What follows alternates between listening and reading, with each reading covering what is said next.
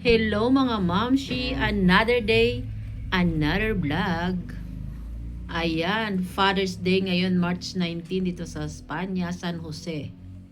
Ayan, 'di ba? San Jose ang tatay ni Jesus. Kaya San Jose, March 19 sa Espanya, sineselebrate ang Father's Day. Ayan. So since it's Father's Day, nagluto ako ng favorite postre, dessert ko, hindi ng asawa ko. Ayan, since tayo ang nagluto, syempre, lutuin natin yung ating favorite. Ayan, although kumakain din siya. Ayan, mga mamsi, special ngayon, kaya special din ang dessert natin.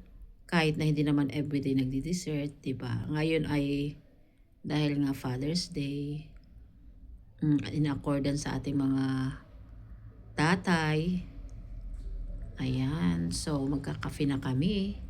Darling, kafe na tayo. Ayun, nandun si Darling. Nagpapa-cute pa. Ayan po. Ayun po, katatapos lang daw magkape. Hindi na naman ako. Hindi ako sinag... Pula unay mo ito na kapinay. Ayun, Diyos ko. Coffee lang nga, coffee mo. Ayun, nagreklamo pa. Ayun, Diyos ko, napagalitan ako. O sige po, yun lang. At bago pa kami mag-away, natatawa siya.